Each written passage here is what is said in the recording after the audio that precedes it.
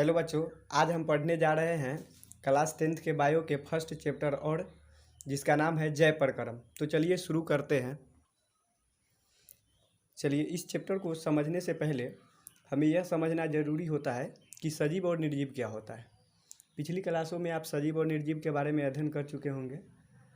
फिर भी हम देखते हैं कि हम अपने आसपास बहुत सारे चीज़ देखते हैं, जैसे पेड़ पौधे, जानवर, मकान, ये सब देखते हैं और हम अपने ज्ञान इंद्रियों द्वारा पता लगा लेते हैं कि इनमें से कौन निर्जीव है और कौन सजीव है।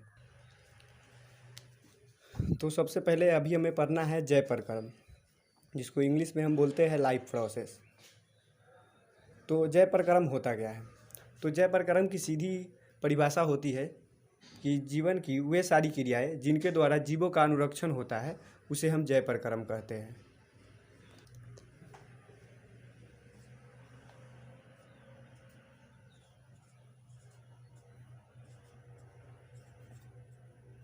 जय प्रकरम वे सारी क्रियाएं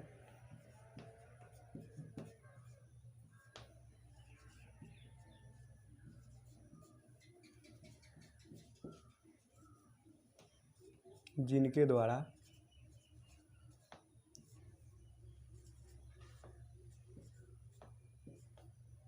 जीवों का अनुरक्षण होता है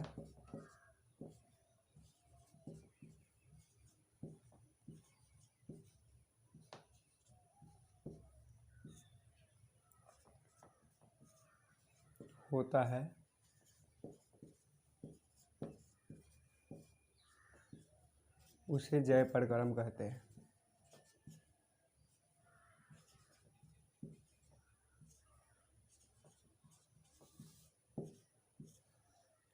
हैं। तो बच्चों, जीवन की सारी प्रक्रियाओं को चलाने के लिए पोषण और श्वसन मुख्य होता है। तो अभी हम जय प्रकरम के बारे में जान गए हैं। जय प्रकरम होता क्या है? वे सारी क्रियाएं जिनके द्वारा जीवों का अनुरक्षण होता है उसे जय प्रकरम कहते हैं। और आगे हम पढ़ने जा रहे हैं न्यूट्रिशन यानी कि पोषण। तो पोषण जीवन संबंधी क्रियाओं को सुचारू रूप से चलाने के लिए प्रत्येक जीवों को दो प्रमुख आवश्यकताएं होती है। तो पोषण में दो प्रमुख आवश्यकताएं इस प्रकार होती है। पहला, कि जीवन की उपापचय क्रियाओं के संचालन के लिए निरंतर ऊर्जा की आपूर्ति होती है। क्या होता है? पहला होता है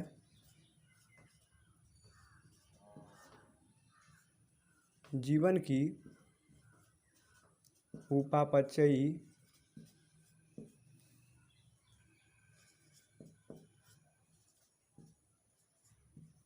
क्रियाओं को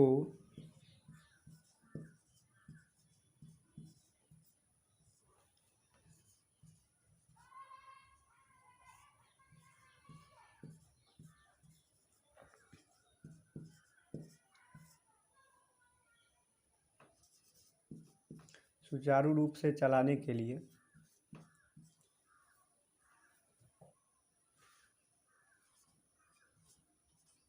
निरंतर ऊर्जा की आपूर्ति तथा दूसरा होता है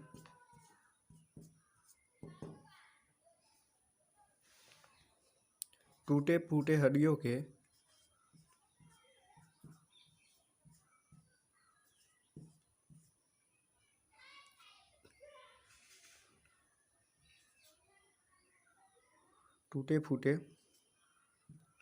ऊतकों के मरम्मत के लिए जीव द्रव्य का निर्माण होना।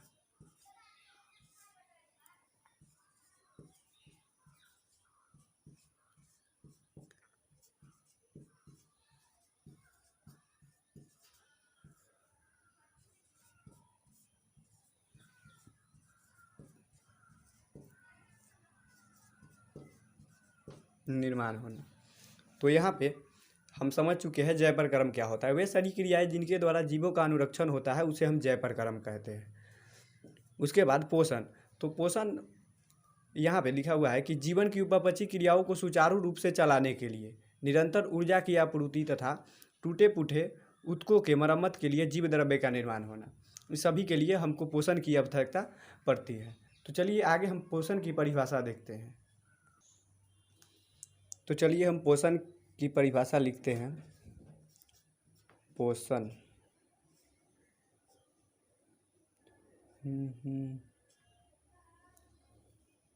वह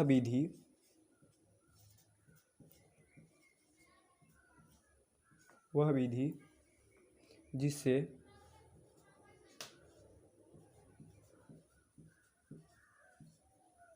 जीव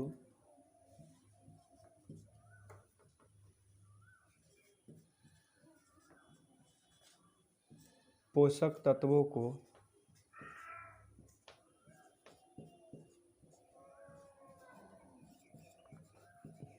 ग्रहण कर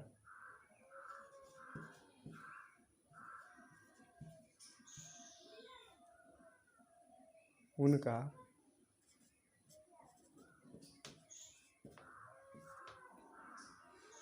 प्रयोग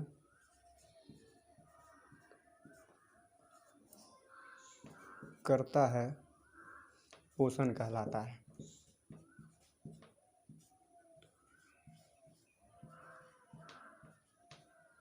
पोषण कहलाता है। यहाँ पे हम देख चुके हैं कि पोषण क्या होता है। वह विधि जिससे जीव पोषक तत्वों को ग्रहण कर उनका प्रयोग करता है, उसे पोषण कहते हैं। ठीक है। उसके बाद हम यहाँ जानेंगे कि पोषण की कितनी विधियाँ होती है। पोषण के मुख्यतः दो विधियाँ होती है। पहला होता है स्वपोषण और दूसरा होता है परपोषण। तो यहाँ पे पोषण की विधियाँ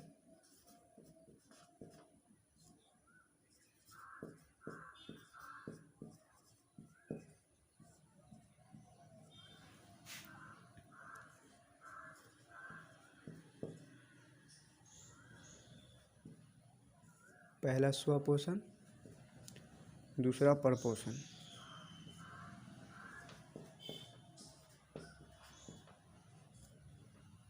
परपोषण। तो चलिए इसे उतार लीजिए। तो अब हम पढ़ने जा रहे हैं पोषण के प्रकार, और पोषण के प्रकार में हम पढ़ने जा रहे हैं सबसे फर्स्ट वाला स्वपोषण। तो अब हम पढ़ने जा रहे हैं स्वपोषण।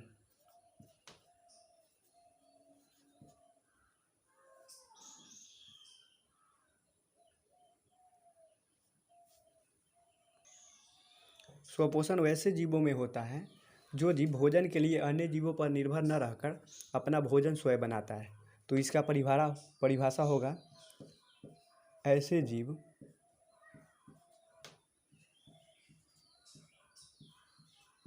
जो अपना भोजन स्वयं बनाते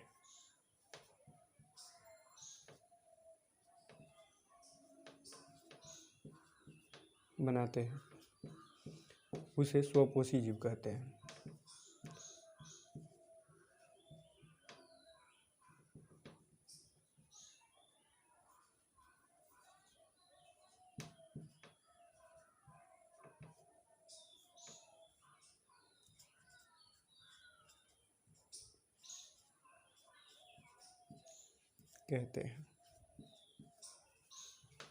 यह स्वपोषण मुख्यतः हरे पौधों में पाया जाता है। सभी हरे पौधे स्वपोषी होते हैं। पहला पॉइंट इसमें होगा क्या कि स्टार बना के लिख लीजिए। सभी हरे पौधे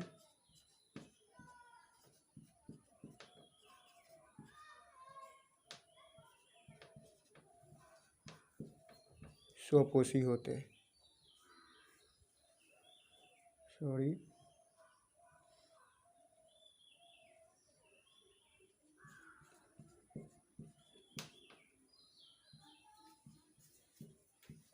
स्वपोषी होते हैं। सभी हरे पौधे स्वपोषी होते हैं। उसके बाद क्या होता है कि जिन पौधों में स्वपोषण होता है उसमें क्या पाया जाता है, क्लोरोप्लास्ट पाया जाता है। क्लोरोप्लास्ट हरे रंग का वर्णक होता है। स्वपोषी पौधे में हरित लवक या क्लोरोप्लास्ट पाया जाता है। सीधा हम लिख सकते हैं पौधों में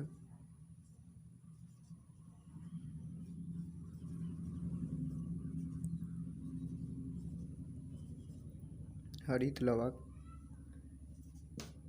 या क्लोरोप्लास्ट पाया जाता है।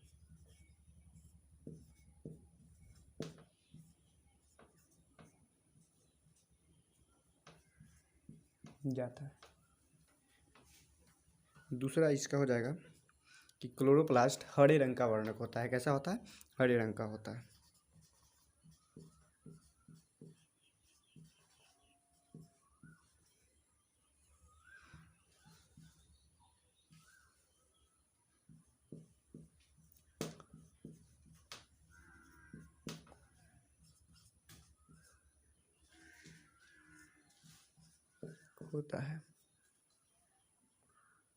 तो अब हम यहाँ पे स्वपोषण समझ चुके हैं।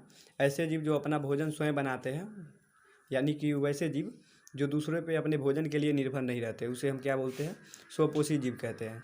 सभी हरे पौधे स्वपोषी होते हैं, यानी कि सभी हरे पौधे जिसमें क्लोरोप्लास्ट या हरित लवक पाया जाता है उसमें स्वपोषण ही होता है। क्लोरोप्लास्ट हरे रंग का वर्णक होता है जो पत्तियों में पाया जाता है। ठीक है। उसके बाद हम पढ़ने जा रहे हैं परपोषण। तो अब हम पढ़ने जा रहे हैं परपोषण। परपोषण तो अभी हम पढ़ने जा रहे हैं परपोषण।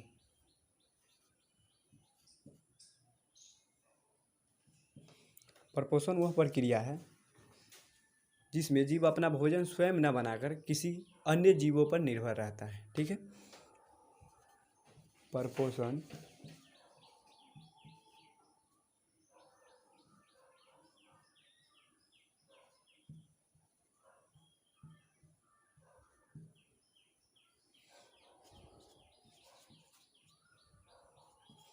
प्रक्रिया है जिसमें जीव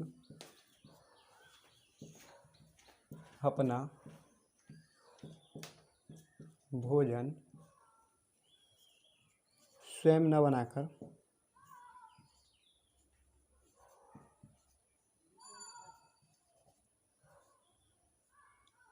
अन्य जीवों पर निर्भर रहता है।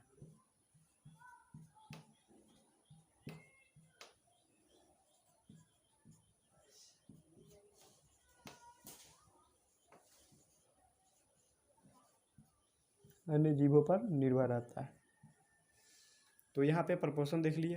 परपोषण वह प्रक्रिया है जिसमें जीव अपना भोजन स्वयं न बनाकर अन्य जीवों पर निर्भर रहता है। यानी कि हम ही पोषण के दो प्रकार पर हैं, स्वपोषण और परपोषण।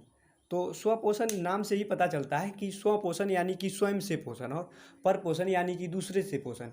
तो ये दोनों बात हमें नाम से ही पता चल जाती है, और इसका अध्ययन हम पिछले क्लास में भी कर चुके हैं। तो चलिए आगे। परपोषण के प्रकार भी होते हैं। परपोषण के 3 प्रकार होते हैं। इसके एग्जाम्पल कुछ होते हैं,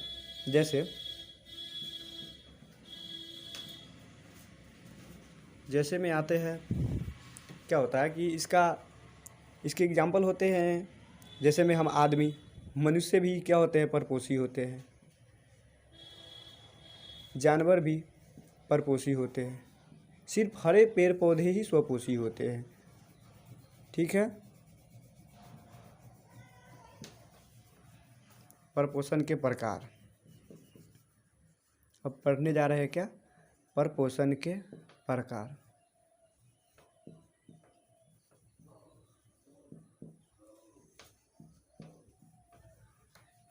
तो परपोषण न मुख्यतः 3 प्रकार के होते हैं।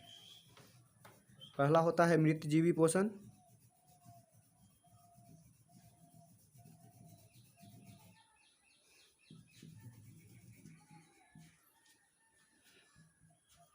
दूसरे होते हैं परजीवी पोषण।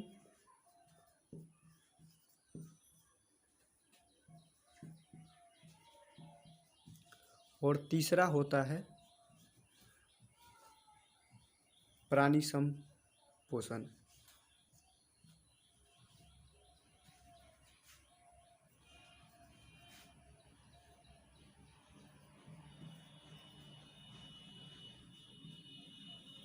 पोषण।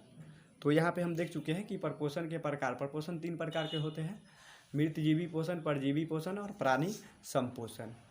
ठीक है, तो अब हम पढ़ने जा रहे हैं प्रपोषण के प्रकार। तो आगे हम फर्स्ट देखने जा रहे हैं मृतजीवी पोषण।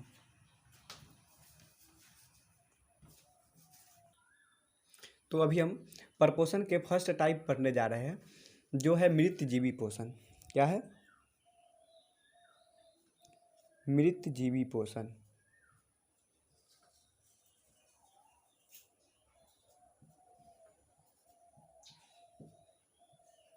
मृतजीवी पोषण क्या होता है? तो मृतजीवी पोषण में होता क्या है कि इस प्रकार के पोषण में जीव मृत जंतुओं और पौधों के शरीर से अपना भोजन प्राप्त करता है। तो चलिए क्या लिखते हैं हम कि इस प्रकार के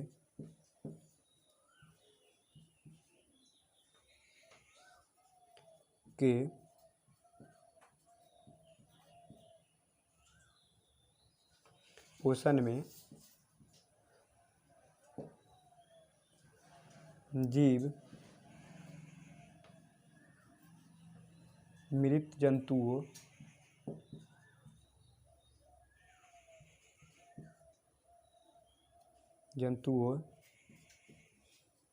एवं पौधों के शरीर से अपना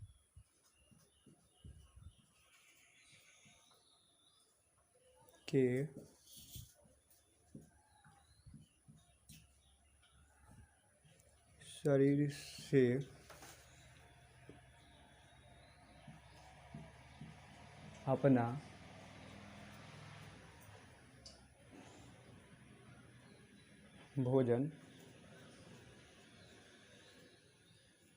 प्राप्त करते हैं।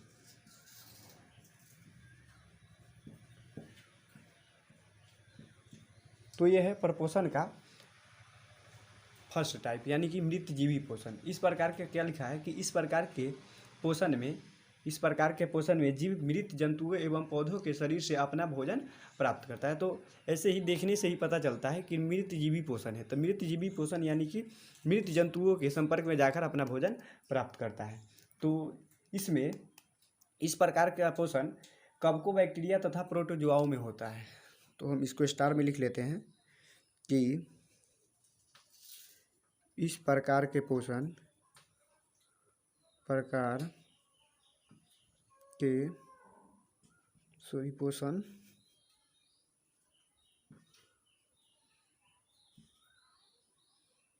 पोषण कवकों,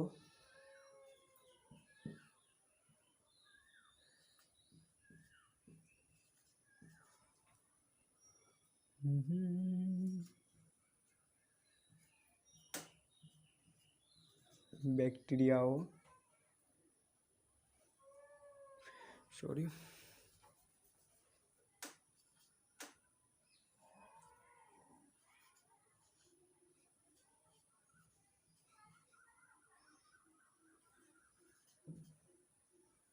बैक्टीरिया और कुछ प्रोटोजोआ में होते हैं।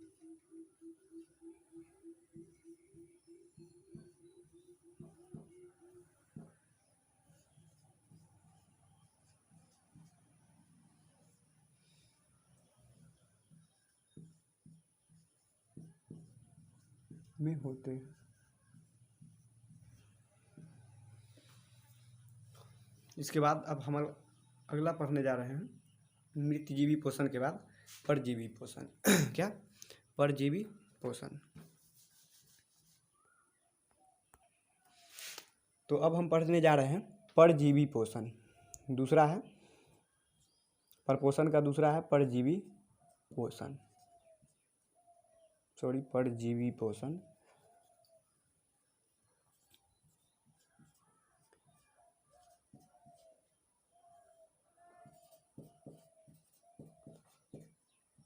परजीवी पोषण। तो परजीवी पोषण में क्या होता है कि इस प्रकार के पोषण में जीव दूसरे प्राणी के संपर्क में अस्थायी या अस्थायी के रूप में रहकर उससे अपना भोजन प्राप्त करते हैं। क्या है? इस प्रकार के पोषण में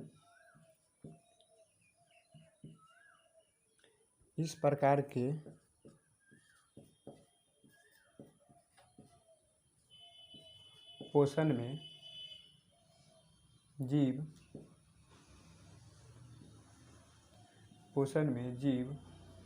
दूसरे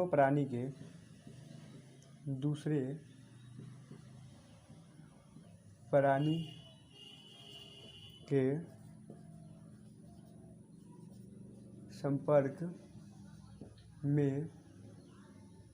संपर्क में अस्थायी या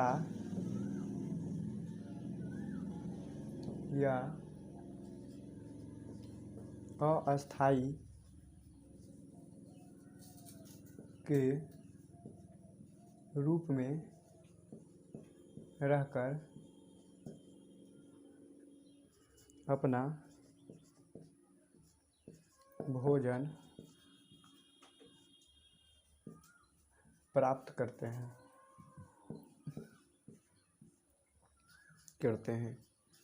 तो यहाँ पे परजीवी पोषण में क्या है कि परजीवी पोषण में है कि इस प्रकार के पोषण में जीव दूसरे प्राणी के संपर्क में अस्थायी या अस्थायी के रूप में रहकर उससे अपना भोजन प्राप्त करते हैं।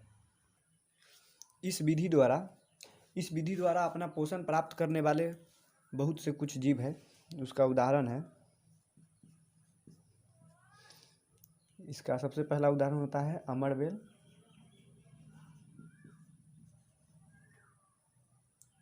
अमरबेल, तथा कुछ कवक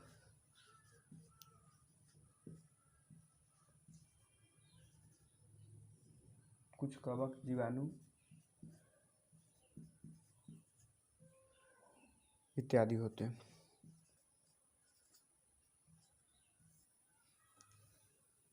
तो अब हमारा अगला है प्राणी संपोषण।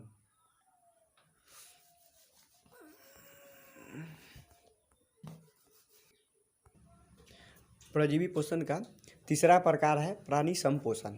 क्या है? तीसरा प्रकार है प्राणी संपोषण।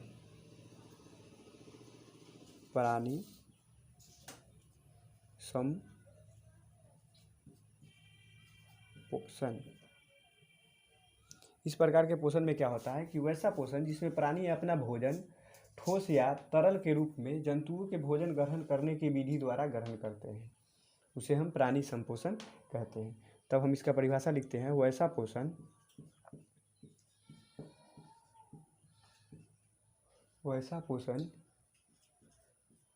जिसमें प्राणी अपना भोजन ठोस या तरल के रूप में या तरल के रूप में जंतुओं के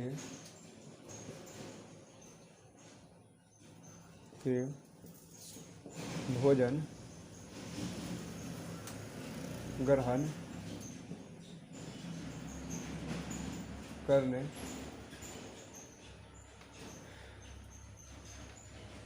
ग्रहण करने की विधि द्वारा करता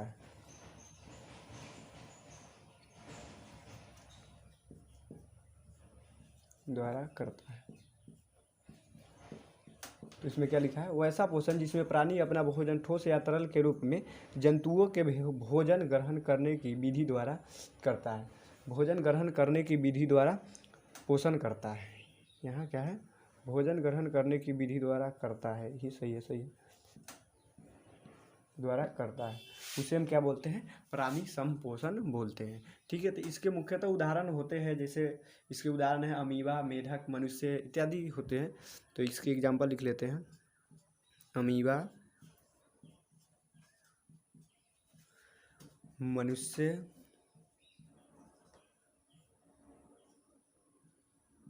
मेढक आदि हो जाएगा। तो चलिए आगे हम यहाँ पे क्या पढ़ चुके हैं? पोषण के बारे में पढ़े हैं। तो पोषण की दो विधियाँ, पोषण दो प्रकार के होते हैं, स्वपोषण और परपोषण देख चुके हैं। उसके बाद हमने परपोषण के प्रकार देखे हैं, जिसमें तीन प्रकार थे: निर्जीवी पोषण, परजीवी पोषण और प्राणी संपोषण। उसके बाद हम देखने जा रहे हैं प्रकाश संश्लेषण। तो चलिए अब हम ही पढ़ने जा रहे हैं प्रकाश संश्लेषण। क्या प्रकाश संश्लेषण पढ़ने जा रहे हैं, पढ़ने जा रहे हैं अभी प्रकाश संश्लेषण।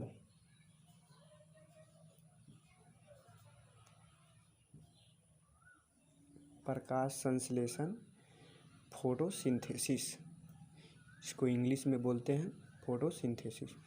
तो चलिए प्रकाश संश्लेषण क्या होता है कि जिस प्रक्रिया के द्वारा पौधे सूर्य की किरणों से न्यूट्रिशन प्राप्त करके अपना भोजन बनाते हैं, हम उसको प्रकाश संश्लेषण बोलते हैं। यानी कि सभी हरे पौधे में क्या होता है कि पूर्ण रहित क्लोरोप्लास्ट पाया जाता है, ठीक है, जिसमें सूर्य के प्रकाश अवशोषित करने की क्षमता होती है। इसी से पौधे अपना प्रकाश संश्लेषण करके अपना भोजन प्राप्त करते हैं। तो ठीक है, चलिए प्रकाश संश्लेषण की हम परिभाषा लिखते हैं। तो प्रकाश संश्लेषण की परिभाषा हम क्या लिख सकते हैं, हम छोटी सी परिभाषा प्रकाश संश्लेषण का बना सकते हैं। लिख सकते हैं कि जिस प्रक्रिया के द्वारा पौधे अपना भोजन तैयार करते हैं, उस मूलभूत प्रक्रिया को हम प्रकाश संश्लेषण बोलते हैं। क्या लिख सकते हैं, जिस प्रक्रिया के द्वारा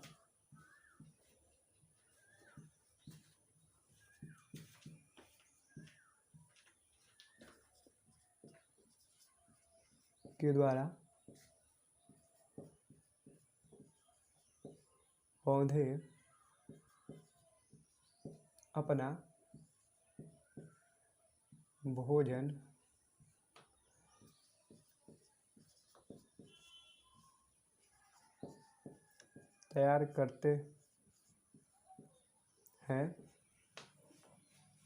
तैयार करते हैं,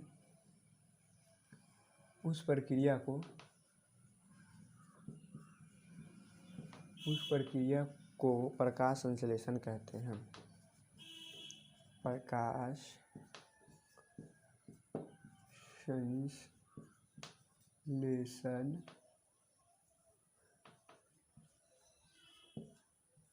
कहते हैं।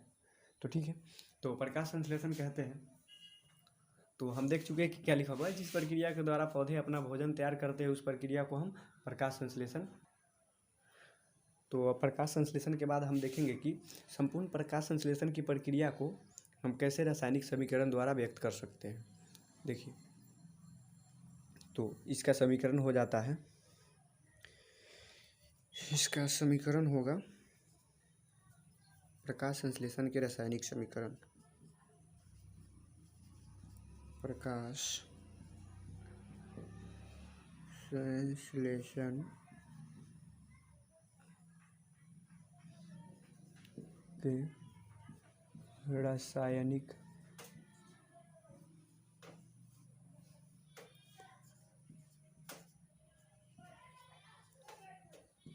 समीकरण, इसके समीकरण हो जाएंगे 6CO2 + 12H2O।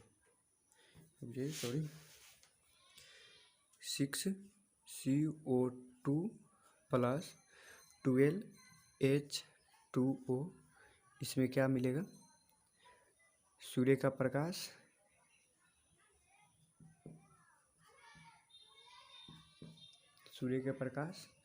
और क्या मिलेंगे, क्लोरोफिल।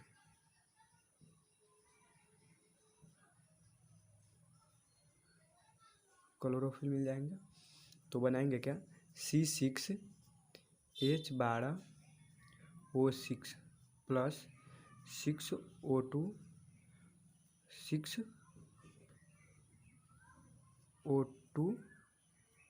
+ 6H2O मिलके बनाएंगे। तो चलिए आज के वीडियो में हम इतना ही देखते हैं, उसके बाद हम देखेंगे पार्ट 2 में।